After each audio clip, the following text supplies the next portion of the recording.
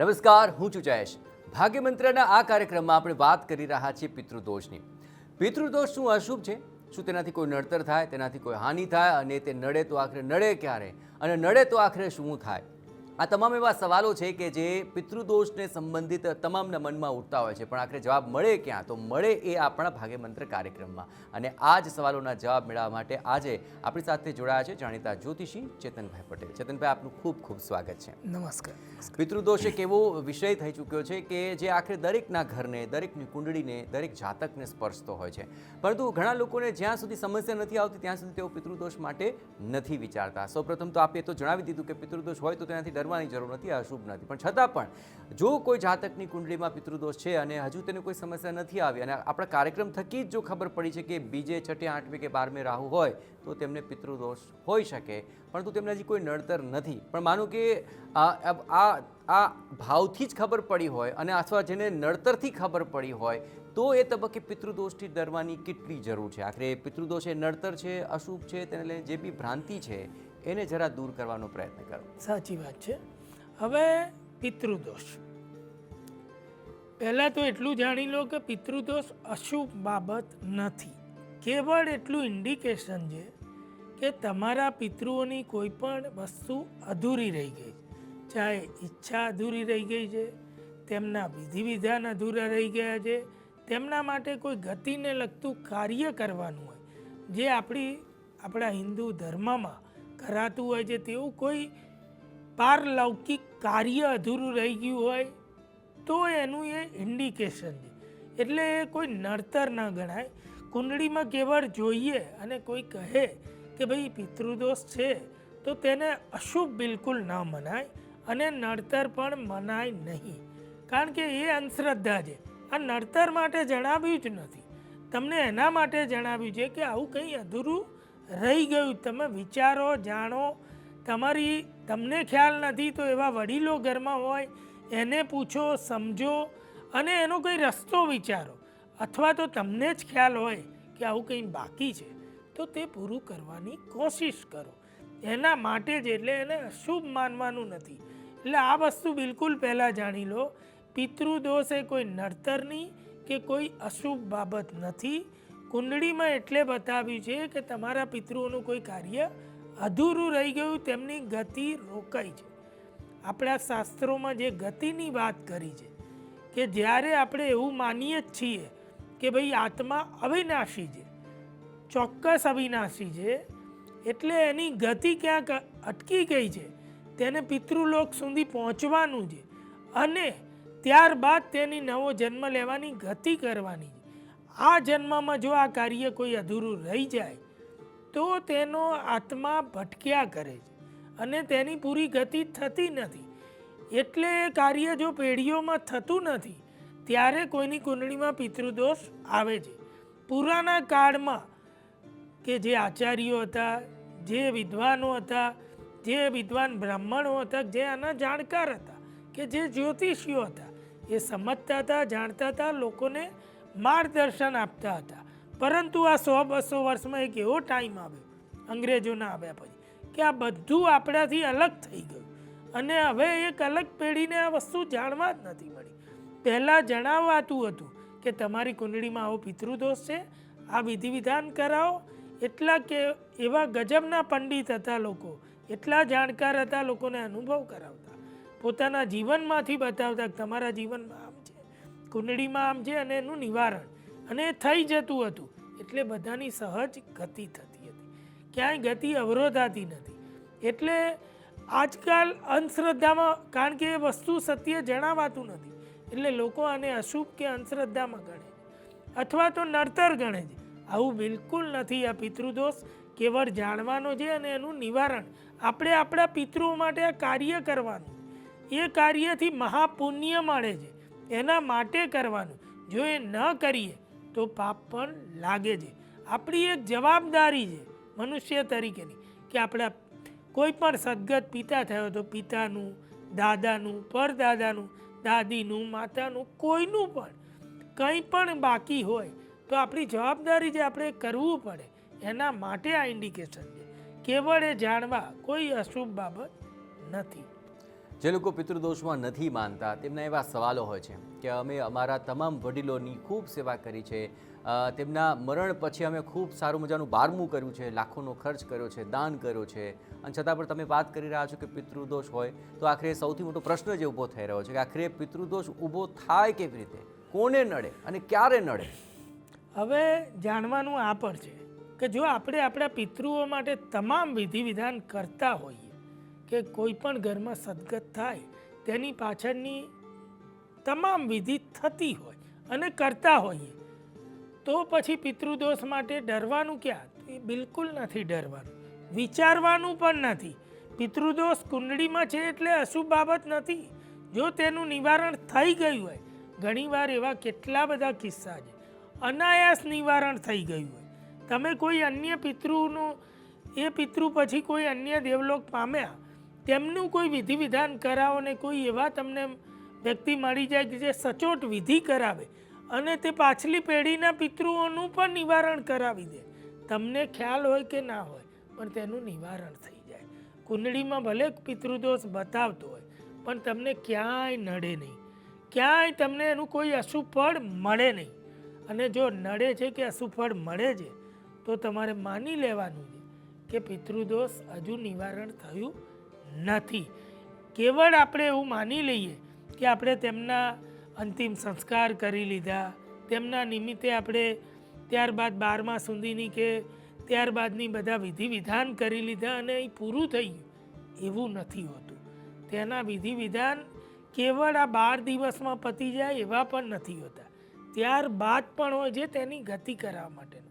જો આત્માનો સંબંધ આપણી પેઢી જોડે, આપણી જોડે, આપણી સંતતિ જોડે કોઈ એક દિવસમાં કટ થયો ને એક દિવસમાં જોડાઈ ગયો એવું નથી હોતું. એ પણ બહુ લાંબો સમય સુધી રહે છે. એટલે એવા કેટલા બધા ઉલ્લેખો છે કે જેમાં આપણે માનવું પડે કે એ આપણી જોડે જોડાયેલા છે.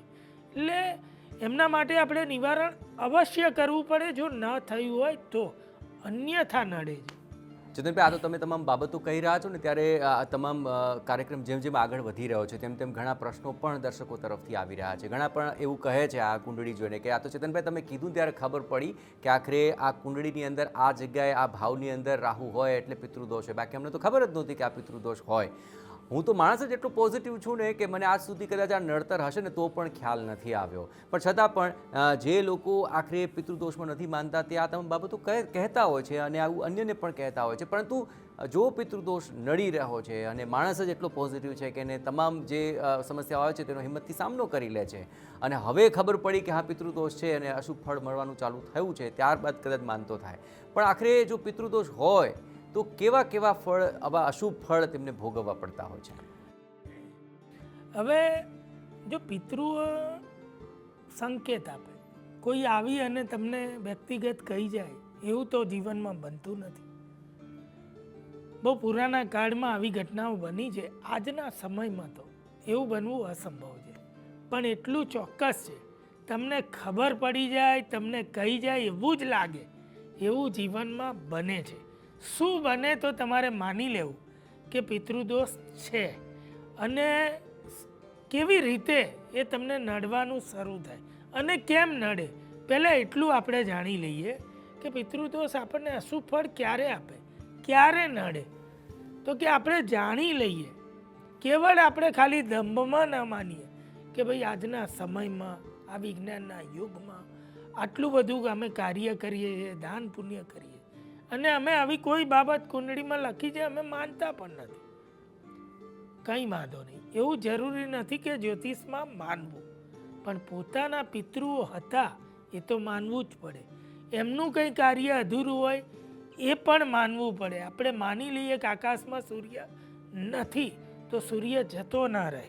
એવી રીતે કુંડળીનો પિતૃદોષ પણ નહીં માનવાથી જતો ના રહે અને પિતૃઓની કંઈ ગતિ રોકાઈ હોય તો તે પૂરી પણ ના થઈ જાય. એ આપણે કરવું જ પડે. નથી કરતા તેમના જીવનમાં શું બને, કેમ અચાનક બને? કુંડળીમાં પિતૃદોષ જન્મથી આવ્યો કોઈ વ્યક્તિની અને ઉંમરના થઈ ગયા 30 વર્ષ, ત્યાં સુધી કંઈ જ નડ્યું નહીં. થ્રુ આઉટ બધું ચાલી રહ્યું હતું. સરસ કામ ધંધા, નોકરી, વ્યવસાય લગ્ન બધું થઈ ગયું, તો અચાનક 30 કેમ નડ્યો અને કેમ ખબર પડી? તો એવું કહેવાય કે જો જન્મથી છે તો આટલા વર્ષ કેમ ના નડ્યો? આ પણ લોકો એવું વિચારે અને આજના સમયમાં એવી આર્ગ્યુમેન્ટ કરે. તો હકીકતમાં પિતૃઓ એટલા કૃપાળુ હોય છે, એટલા દયાળુ હોય છે કે વર્ષોના વર્ષો શું પેઢીઓની પેઢીઓ રાહ જોઈ શકે છે, કે એટલા બધા આશાવાદી હોય છે કે આ નહીં તો આગળને મારી સંતાનો કરશે, એ નહીં તો એની સંતાન કરશે. એટલી બધી દયા રાખતા હોય ને એટલી ધીરજ રાખે અને એટલી રાહ જોવાની એમની પૂરી તૈયારી હોય છે. એટલે ઉંમરના અમુક વર્ષ સુધી તમને થ્રુ આઉટ જીવનમાં બધું સારું થયા કરે અને ચાલ્યા કરે એટલે તમે નથી માનતા. પરંતુ અચાનક એવી ઘટનાઓ બને. અમે પણ જીવનમાં એવા કેટલા બધા લોકો છે કે જેની કુંડળી જોયા વગર કહી દીધું છે કે ભાઈ આ તમારે આ ઘટના બને ને એટલે તમારે સમજી લેવાનું કે પિતૃદોષ છે અને કુંડળીમાં નીકળે છે. એટલે એનું મેન વસ્તુ નડે એવા કારણો બને ત્યારે તમને ખબર પડે. એ ઉંમરના કોઈ પણ ભાગમાં હવે પિતૃઓની ધીરજ ખૂટી ગઈ ત્યારે પછી એ સંકેત કે નડવાનું ચાલુ કરે, અશુભ પરિણામ આપે. કેવું આપે? તો કે આપણે રૂટીન જે કાર્ય આ વર્ષોથી કર્યા કરતા હતા તેમાં સરસ લાભ થતો, સરસ કામ થતા, અચાનક મોટી આફત આવે, એ કાર્ય બંધ થઈ જાય. આવું લોકોના જીવનમાં બન્યું.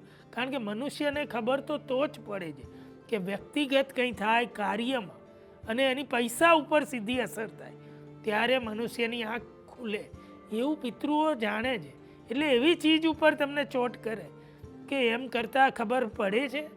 એટલે પહેલું જ અચાનક જે કાર્ય કરતા હોય એમાં બાધાઓ આવે, રૂકાવટ આવી જાય, કદાચ મોટા નુકસાનો થવા લાગે અને વારંવાર નુકસાન થાય તે જીવનના પાછલા સમયમાં બિલકુલ ના થયા હોય. અચાનક ઘરમાં ક્લેશ અને તણાવનું વાતાવરણ થઈ જાય. તમારે સમજવાનું કે કંઈક અજુગતું બની રહ્યું છે તો સમજી લેવાનું કે પિતૃદોષ નડે છે, જાણ્યો છે અને અત્યાર સુધી કંઈ નહોતું પણ હવે આવું બને છે તો એમનું કંઈક કાર્ય બાકી છે એવું સમજી લેવાનું. નોકરી કરતા હોય ને અચાનક નોકરી જતી રહે તો સંભવી શકે પિતૃદોષ નડ્યો હોય અને તમને ખબર ના હોય, તમે એની પરવા ના કરી હોય અને નડવાનું શરૂ થયું હોય.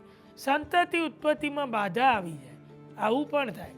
આપણા દીકરા દીકરીની ઉંમર થઈ ગઈ હોય, બધું સરસ હોય છતાં પણ તેમનું સગપણ કે વિવાહ ન થતા હોય, આવું પણ બને. અચાનક પતિ પત્ની વચ્ચે સરસ સુમેળ હોય તો પણ એ તકલીફો અને મુશ્કેલીઓ આવી જાય તો પણ સમજવાનું કે પિતૃદોષ નડે. ભાઈ બંધુઓની વચ્ચે કોઈ પ્રોપર્ટી જે પિતૃઓની હોય તેને લઈને બહુ મોટા લડાઈ ઝઘડા ઘર્ષણો વ્યવહારો જતા રહે, તૂટી જાય એવું બને જીવનમાં. અચાનક કોર્ટ કચેરી થઈ જાય અને આપણી હયાત જે પ્રોપર્ટી છે, ધન છે, સંપત્તિ છે અચાનક વાપરી ન શકીએ તેવી નોબતો આવી જાય તો તમારે સમજવાનું કે આ બધી અશુભ બાબતો છે કે જે તમને પિતૃદોષ નડે છે એવું બતાવે છે. અને નડે ત્યારે જ કે જ્યારે રાહ જોઈને પિતૃઓ થાકી જાય કે ભાઈ હવે આ મારું ઉદ્ધાર થઈ જ નથી રહ્યો તો તમને જગાડવા માટે આવું બધું જીવનમાં બને છે, એને પિતૃદોષ નડ્યો કહેવાય. તો સમગ્ર રીતે આ જોઈએ તો આ તમામ એવી બાબતો છે કે જ્યાંથી ખ્યાલ આવી શકે કે આખરે પિતૃદોષ નડી રહ્યો છે, અસર બતાવી રહ્યો છે. પરંતુ આ તમામ પિતૃદોષના લક્ષણો શું છે, તેના સંકેતો શું છે, એવી ઘટનાઓની ઘટમાળ શું છે, એ તમામ બાબતે પણ આગળ આપણે ચર્ચા કરીશું. પણ અત્યારે આપણે ચેતનભાઈનો ખૂબ ખૂબ આભાર માનીશું. ચેતનભાઈ, આપનો ખૂબ ખૂબ આભાર. ખૂબ સુંદર મજાની આ પિતૃદોષ રિલેટેડ આપે માહિતી આપી. અને સમગ્ર રીતે આ જોઈએ તો આખરે આ લક્ષણો, આ સંકેતો, આ ઘટનાક્રમ સમજવા પડશે. સમજશો તો ચોક્કસપણે તેનું નિવારણ કરવા માટેનો આપને એક માર્ગ મળશે અને એ માર્ગ મેળવવા માટે ભાગ્ય મંત્ર આપની સાથે છે. આપની માર્ગદર્શન ચોક્કસપણે જીવનની અંદર સુખ, શાંતિ અને સમૃદ્ધિનો જે માર્ગ છે તે પ્રશસ્ત કરવા માટે ઘણો જ ઉપયોગી સાબિત થશે. તો એ તમામ માહિતી સાથે ફરી મળીશું. ત્યાં સુધી રજા આપશો. નમસ્કાર.